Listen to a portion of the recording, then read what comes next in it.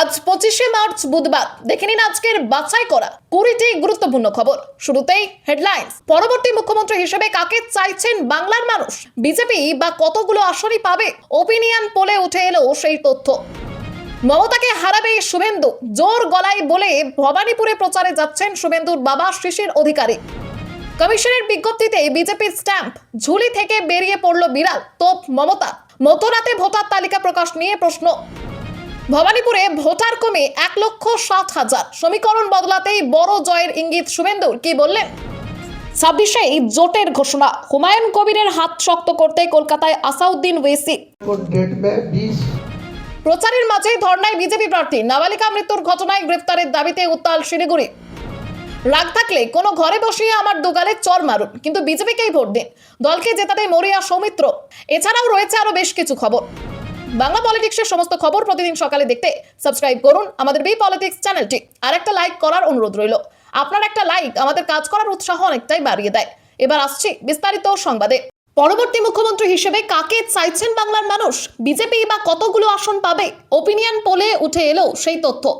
পশ্চিমবঙ্গের আসন্ন বিধানসভা নির্বাচন ঘিরে কোন দল কতগুলি আসন পেতে পারে, কে হতে পারেন পরবর্তী মুখ্যমন্ত্রী এবং ভোটের শতাংশ কি হতে পারে, এই সমস্ত প্রশ্নের উত্তর খুঁজতেই নিউজ 18-এর ওপিনিয়ন পোল প্রকাশ্যে এসেছে।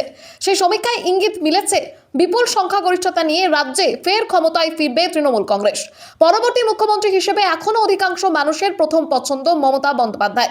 নিউজ 18-এর সমীক্ষা অনুযায়ী 48.5% মানুষ তাকেই মুখ্যমন্ত্রী হিসেবে দেখতে চান। অন্যদিকে বিজেপি শুভেন্দু অধিকারীকে পছন্দ করেছেন 33.4% মানুষ। কংগ্রেসের অধীর রঞ্জন চৌধুরীকে 3.7%, সিপিআইএমের মোহাম্মদ সেলিমকে 4.3% মানুষ মুখ্যমন্ত্রী হিসেবে দেখতে চান। এছাড়াও 4.9% মানুষ অন্য কাউকে পছন্দ করেছেন এবং 5.2% এ বিষয়ে কোনো মত প্রকাশ করেনি। আসন সংখ্যার পূর্বাভাসে দেখা যাচ্ছে তৃণমূল কংগ্রেস পেতে পারে 184 থেকে 194টি আসন। বিজেপির সম্ভাব্য আসন সংখ্যা 98 থেকে 108টির মধ্যে থাকতে পারে। অন্য দলগুলির ঝুলিতে যেতে পারে প্রায় 3টি আসন। ভোট শতাংশের ক্ষেত্রেও তৃণমূল এগিয়ে রয়েছে। সমীক্ষা বলছে তৃণমূল পেতে পারে 41.9% ভোট, যেখানে বিজেপির সম্ভাব্য ভোটের শতাংশ 34.9। গত 5 বছরে রাজ্য সরকারের কাজের মূল্যায়নে 43.3% উত্তরদাতা তৃণমূল সরকারের কাজকে ভালো বা খুব ভালো বলে মত দিয়েছেন। বিপরীতে 20.6% মানুষ কাজকে খুব খারাপ এবং 18.3% খারাপ বলে মনে করছেন। 26শে জোটের ঘোষণা, হুমায়ুন কবিরের হাত শক্ত করতে কলকাতায় আসাউদ্দিন ওয়েসি। রাজ্য বিধানসভা নির্বাচনের আবহে রাজনৈতিক উত্তাপ বাড়িয়েছে প্রাক্তন তৃণমূল নেতা ও ভরতপুরের বিধায়ক হুমায়ুন কবিরের নতুন দল আম জনতা উন্নয়ন পার্টি গঠন। এই দল আসাউদ্দিন ওয়েসির মিমের সঙ্গে জোট করতে চলেছে, যার আনুষ্ঠানিক ঘোষণা শীঘ্রই হওয়ার কথা। ইতিমধ্যেই জানানো হয়েছে দুই দল মিলিয়ে 182টি আসনে প্রার্থী দেবে এবং মালদা, মুর্শিদাবাদ সহ একাধিক জেলায় প্রার্থীর নাম ঘোষণা করা হয়েছে। ভবানীপুর কেন্দ্রের প্রার্থীর নামও ঠিক হয়েছে বলে জানিয়েছেন হুমায়ুন। মিম, যা হায়দ্রাবাদ ভিত্তিক দল, সাম্প্রতিক বছরগুলিতে বিভিন্ন রাজ্যে নির্বাচনে লড়াই করেছে এবং মুসলিম সত্তাকে সামনে রেখে রাজনীতি করে। বিহারের নির্বাচনে তারা 5টি আসনে জিতেছে। तो मैं ज्यादा कुछ बोलना चाहते हैं नहीं, जो अगला इलेक्शन जो 2 फेज में होने वाला है। একসময় মমতা বন্দ্যোপাধ্যায়ের অত্যন্ত ভরসার ব্যক্তি ছিলেন শিশির অধিকারী। নতুন দল গড়ে সিপিএম এর বিরুদ্ধে লড়াইয়ের সময় মেদিনীপুরের কঠিন রাজনৈতিক জমিতে তৃণমূলকে শক্ত ভিত গড়ে দিতে গুরুত্বপূর্ণ ভূমিকা নিয়েছিলেন তিনি। তবে সময়ের সঙ্গে সেই সম্পর্কের সমীকরণ বদলেছে। এককালের ঘনিষ্ঠ অধিকারী পরিবার এখন মমতার অন্যতম প্রধান বিরোধী শক্তি। বর্তমানে শিশির অধিকারী সরাসরি বিজেপির পক্ষে সক্রিয় হয়ে উঠেছেন। তিনি জানিয়েছেন নন্দীগ্রামের পাশাপাশি ভবানীপুরে শুভেন্দু অধিকারী বড় ব্যবধানে জয়ী হবেন। চেনের হয়ে এই দুই কেন্দ্রেই প্রচারে নামবেন বলেও স্পষ্ট করেছেন তিনি। এমনকি ভবানীপুরে একাধিক জনসভা করার সম্ভাবনাও রয়েছে। নন্দীগ্রামেও বিজেপির প্রচারে দেখা যাবে তাকে। পাশাপাশি তার আরেক পুত্র দিব্যেন্দু অধিকারীও এবার বিজেপির হয়ে বিধানসভা নির্বাচনে প্রতিদ্বন্দ্বিতা করছেন এবং এগরায় তার প্রচারেও অংশ নিতে পারেন শিশির। এদিকে পূর্ব মেদিনীপুরের উত্তর কাঁথি বিধানসভা কেন্দ্রের বিজেপি প্রার্থী সুমিতা সিনহার নির্বাচনী কার্যালয়ের উদ্বোধনে যোগ দিয়ে শিশির অধিকারী রাজ্যের রাজনৈতিক পরিস্থিতি নিয়ে বড় দাবি করেন। তার কথায় 2026 সালের নির্বাচনে বিজেপি 200টির বেশি আসন পাবে এবং রাজ্যে দলের জয় নিশ্চিত। কমিশনের বিজ্ঞপ্তিতে বিজেপি স্ট্যাম্প, তোপ মমতার। মধ্যরাতে ভোটার তালিকা প্রকাশ নিয়ে প্রশ্ন। 6 বছর আগের একটি নথি ঘিরে নির্বাচন কমিশনকে তীব্র আক্রমণ করলেন মমতা বন্দ্যোপাধ্যায়। তৃণমূল সাংসদ মহুয়া মৈত্রের প্রকাশ করা ওই নথিতে বিজেপির নাম ও পদ্মফুল চিহ্ন সহ শিল ব্যবহারের অভিযোগ ওঠে। কমিশন একে ক্লারিক্যাল মিস্টেক বললেও মমতার প্রশ্ন, এটি সত্যিই ভুল নাকি রাজনৈতিক উদ্দেশ্য প্রণোদিত? উত্তরবঙ্গে রওনা হওয়ার আগে তিনি কমিশনকে চ্যালেঞ্জ করে বলেন, পিছন থেকে খেলছেন কেন, সামনে এসে খেলুন। পাশাপাশি এসআইআর এর তালিকা প্রকাশে দেরি ও মধ্যরাতে তা প্রকাশ নিয়েও স্বচ্ছতার অভাবের অভিযোগ তোলেন।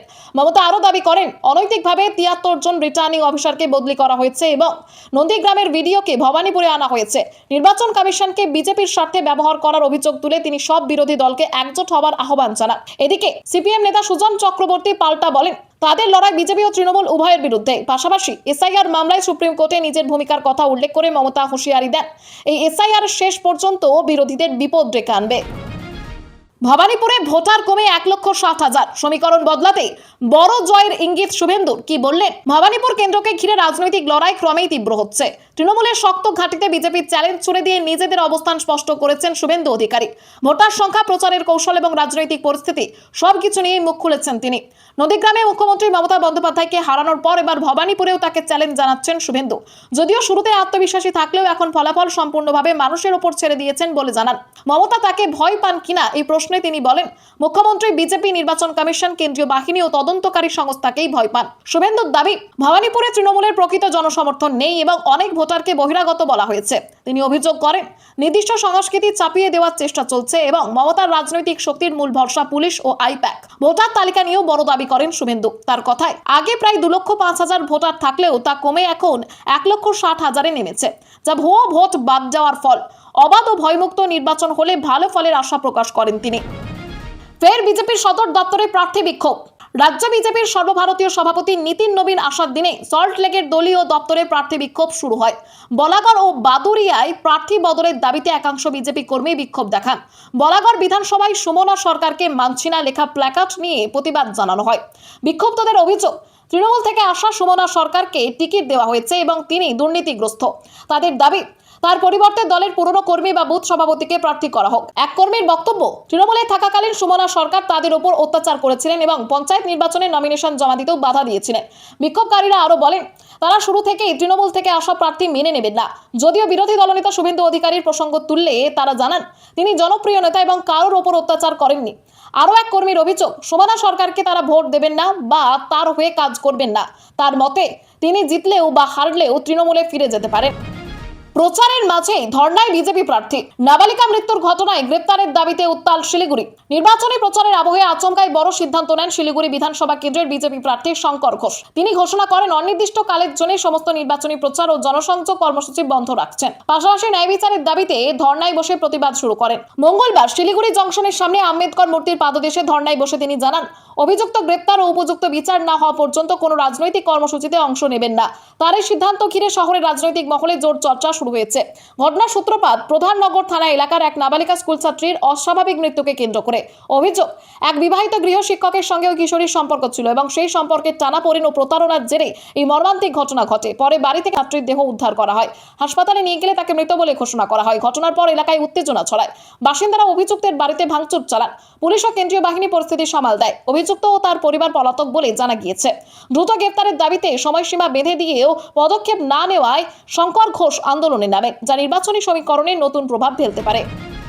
রাগ থাকলে কোনো ঘরে বসিয়ে আমার দুগালে চর মারুন, কিন্তু বিজেপিকেই ভোট দিন। দলকে জেতাতে মরিয়া সৌমিত্র।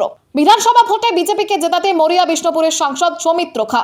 বাঁকুড়ার কোতলপুরের গোপালনগর গ্রামে এক কর্মী সভায় তিনি বলেন, আমার উপর রাগ থাকলে আমাকে দু চর মারুন, তবু বিজেপিকেই ভোট দিন। এই মন্তব্য ঘিরে নতুন করে বিতর্ক শুরু হয়েছে। কর্মী সভায় তৃণমূলের বিরুদ্ধে একাধিক অভিযোগ তোলেন তিনি। তার দাবি, কোতলপুর সহ রাজ্যের বিভিন্ন কেন্দ্রে কোটি কোটি টাকার বিনিময়ে তৃণমূল প্রার্থী পদ বিক্রি করেছে। বিশেষ করে তিনি অভিযোগ করেন, কোতলপুরে হরকালী প্রতিহার টাকা দিয়ে টিকিট পেয়েছেন। একই সঙ্গে পূর্বস্থলী উত্তর, বড়চোরা ও বাঁকুড়াতেও একই ঘটনা ঘটেছে বলে দাবি তার। আলুর দাম নিয়েও রাজ্য সরকারকে আক্রমণ করেন সৌমিত্র। তার মতে, ভিন্ন রাজ্যে আলু সরবরাহের নিষেধাজ্ঞার কারণে দাম তলানিতে নেমেছে এবং হিমঘর শিল্প ক্ষতিগ্রস্ত হচ্ছে। তার সব অভিযোগ খারিজ করে তৃণমূল পাল্টা কটাক্ষ করেছে। প্রার্থী হরকালী প্রতিহার বলেন, বিজেপি মিথ্যা বলছে এবং মানুষের স্বার্থের বিরোধী কাজ করছে। মঞ্চে তখন অভিষেক, হঠাৎ চিৎকার। মাইক হাতে টিএমসির সাংসদ বললেন, কি হয়েছে, চেঁচাচ্ছিস কেন? মঙ্গলবার পাথর প্রতিমায় নির্বাচনী প্রচারে গিয়ে তৃণমূলের সর্বভারতীয় সাধারণ সম্পাদক অভিষেক বন্দ্যোপাধ্যায় হঠাৎই কর্মী সমর্থকদের চিৎকার লক্ষ্য করেন। বক্তব্য রাখতে উঠে তিনি জানতে চান কি হয়েছে। পরে জানা যায়, বিদ্যুৎ বিভ্রাটের কারণে স্পিকার কাজ না করায় তার কথা শোনা যাচ্ছিল না। তখন অভিষেক কর্মীদের আশ্বস্ত করে বলেন একটু অপেক্ষা করতে, প্রয়োজনে তিনি ঘুরে ঘুরে সবার সঙ্গে কথা বলবেন। এরপর সভা থেকে তৃণমূল কর্মীদের জন্য স্পষ্ট টার্গেট নির্ধারণ করেন তিনি। বিরোধী দলকে যেন 50,000-এর বেশি ভোট না দেওয়া হয় সেই নির্দেশ দেন। পাশাপাশি বলেন তৃণমূলকে অন্তত 40,000-এর বেশি ভোটে জিততে হবে। উল্লেখ্য, 2021 সালের বিধানসভা নির্বাচনে এই কেন্দ্রে তৃণমূল প্রায় 22,000 ভোটে জয় পেয়েছিল। সেই জায়গা থেকে এবার দ্বিগুণ ব্যবধানের লক্ষ্যমাত্রা নির্ধারণ করেছেন অভিষেক বন্দ্যোপাধ্যায়, যা ঘিরে রাজনৈতিক মহলে আলোচনা শুরু হয়েছে। মোদির কপালে কি ভাঁজ, মাত্র 9 দিনের তেল রয়েছে ভারতের কাছে। সোমবার সংসদে প্রধানমন্ত্রী নরেন্দ্র মোদী ইরান ইসরায়েলের যুদ্ধের কারণে বিশ্বের সম্ভাব্য জ্বালানি সংকটের আশঙ্কার কথা তুলে ধরেন। তিনি জানান, এই পরিস্থিতিতে দেশ কঠিন সময়ের মুখে পড়তে পারে এবং সবাইকে একজোট হয়ে থাকার প্রয়োজন রয়েছে। এর মধ্যেই একটি আরটিআই আবেদনের জবাবে পেট্রোলিয়াম ও প্রাকৃতিক গ্যাস মন্ত্রক গুরুত্বপূর্ণ তথ্য সামনে আনে, যা ইন্ডিয়া টুডে প্রকাশ করেছে। সেখানে জানা যায়, ভারতের কৌশলগত তেলের ভান্ডার নিয়ে জরুরি অবস্থান মাত্র 9.5 দিনের চাহিদা মেটানো সম্ভব। পশ্চিম এশিয়ার ক্রমবর্ধমান অস্থিরতা এবং বিশ্ববাজারে অপরিশোধিত তেলের দামের ওঠানামার প্রেক্ষাপটে এই তথ্য দেশের জ্বালানি নিরাপত্তা নিয়ে উদ্বেগ বাড়িয়েছে। বিশেষজ্ঞদের মতে, আমদানিতে বড় ধরনের বাধা তৈরি হলে ভারতের হাতে থাকা তেলের মজুদ খুবই সীমিত সময়ের জন্যই যথেষ্ট হবে, যা পরিস্থিতিকে আরো জটিল করে তুলতে পারে। বসিরহাটের নজিরবিহীন কাণ্ড, 340 জন বিচারাধীন ভোটারের নামই মুছে দিল কমিশন, বাদ গেল না বিএলও। সোমবার মধ্যরাতে নির্বাচন কমিশন 2026 সালের সাপ্লিমেন্টারি ভোটার তালিকা প্রকাশ করলেও 60 লক্ষ আবেদনের মধ্যে কতগুলি নিষ্পত্তি হয়েছে এবং কতজন যোগ্য ভোটার হিসেবে স্বীকৃতি পেয়েছেন তা স্পষ্ট করা হয়নি। একইভাবে কতজনের নাম ডিলিট করা হয়েছে তাও জানানো হয়নি। প্রকাশিত তালিকা ঘেঁটে দেখা যায়, বসিরহাট উত্তর বিধানসভার একটি পার্টে বিচারাধীন 340 জন ভোটার সকলের নামই ডিলিট করা হয়েছে। আশ্চর্য বিষয়, ওই booth level officer Mohammad Shafiul আলমের নামও বাদ গিয়েছে। তিনি জানান, অধিকাংশ আবেদনকারীর নথি ঠিক থাকলেও কিভাবে সকলের নাম বাদ গেল তা তার কাছে স্পষ্ট নয়। এই ঘটনায় সংশ্লিষ্ট ভোটারদের মধ্যে আতঙ্ক ছড়িয়েছে। বিএলও হিসেবে তার কিছু করার নেই বলেও জানিয়েছেন শফিউল। অভিযোগ, বিষয়টি ঊর্ধ্বতন কর্তৃপক্ষকে জানানো হলেও গুরুত্ব দেওয়া হয়নি। কমিশন অবশ্য জানিয়েছে, আতঙ্কিত না হয়ে ট্রাইব্যুনালে আবেদন করতে হবে। 23টি জেলার জন্য 19টি ট্রাইব্যুনাল গঠন করা হয়েছে। অনলাইন ও অফলাইন দুইভাবেই আবেদন করা যাবে। তালিকা প্রকাশের পর শীঘ্রই আবেদন প্রক্রিয়া শুরু হওয়ার সম্ভাবনা রয়েছে। ভোট দিতে কি পারবেন শশী পাঁজা? সাপ্লিমেন্টারি লিস্ট বেরোতেই চিন্তায় মন্ত্রী। নিজের ভোট নিজে দিতে পারবেন কিনা তা নিয়ে অনিশ্চয়তায় রয়েছেন শ্যামপুকুর কেন্দ্রের তৃণমূল প্রার্থী শশী পাঁজা। এসআইআর এর চূড়ান্ত তালিকায় তার নাম ছিল না, আর সাপ্লিমেন্টারি তালিকায় নাম আছে কিনা তাও যাচাই করতে গিয়ে কমিশনের ওয়েবসাইটে এরর দেখাচ্ছে বলে অভিযোগ। লজিক্যাল ডিসক্রিপেন্সির কারণ দেখিয়ে তাকে শুনানিতে তলব করা হয়েছিল এবং তিনি হাজিরাও দেন। তার দাবি, 2002 সাল থেকে নাম ও বানান সব ঠিক থাকা সত্ত্বেও বিএলও অ্যাপের ত্রুটির কারণে এই সমস্যা তৈরি হয়েছে। 28 ফেব্রুয়ারি প্রকাশিত চূড়ান্ত তালিকায় তার নাম না থাকলেও প্রায় 60 লক্ষ ভোটার বিবেচনাধীন তালিকায় ছিলেন। কমিশন সূত্রে জানা গেছে, এখনো পর্যন্ত 28 লক্ষের বেশি আবেদন নিষ্পত্তি হয়েছে। তবে কার নাম তালিকায় থাকলো বা বাদ গেল তা এখনো স্পষ্ট নয়। এদিকে সাপ্লিমেন্টারি তালিকায় অনেকেই নিজেদের নাম খুঁজে পাচ্ছেন না, ফলে উদ্বেগ বাড়ছে। নাম বাদ পড়লে ট্রাইব্যুনালে অনলাইন বা অফলাইনে আবেদন করার সুযোগ রয়েছে। তবে বিপুল সংখ্যক আবেদনের দ্রুত নিষ্পত্তি নিয়ে সংশয় প্রকাশ করেছেন বিশেষজ্ঞরা। তৃণমূলের তারকা প্রার্থী সেই স্বপ্না বর্মনের ভোটে লড়ার স্বপ্ন কি অধরাই থেকে যাবে? নিয়মের ফাঁসে দ্বারস্থ কোর্টের।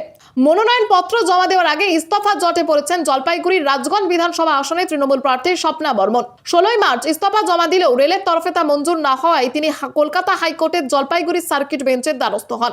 কোর্ট রেলকে 48 ঘন্টার মধ্যে বিষয়টি বিবেচনার নির্দেশ দিয়েছে।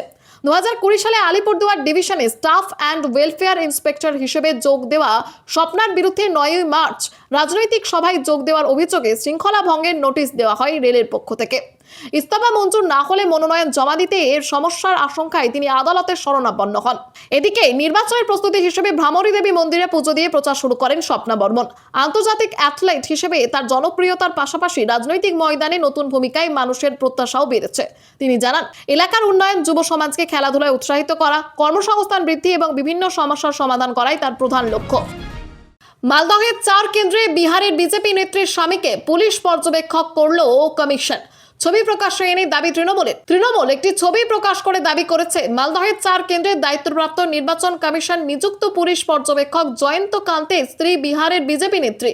সেই ছবিতে জয়ন্তের সঙ্গে থাকা এক মহিলাকে আবার বিহারের উপমুখ্যমন্ত্রী সম্রাট চৌধুরীর সঙ্গে বিজেপির মঞ্চেও দেখা যাচ্ছে বলে অভিযোগ।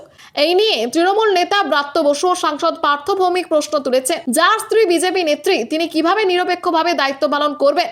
মালদাহের মোথাবাড়ি, বৈষ্ণবনগর, মানিকচক ও সুজাপুর কেন্দ্রে জয়ন্তকান্তকে দায়িত্ব দেওয়া হয়েছে, যা বিহার সীমান্ত সংলগ্ন এলাকা। তৃণমূলের অভিযোগ, দিল্লি থেকে এই ধরনের অফিসার পাঠিয়ে বিজেপি ও নির্বাচন কমিশন মিলে রাজ্যের প্রভাব বিস্তারের চেষ্টা করছে।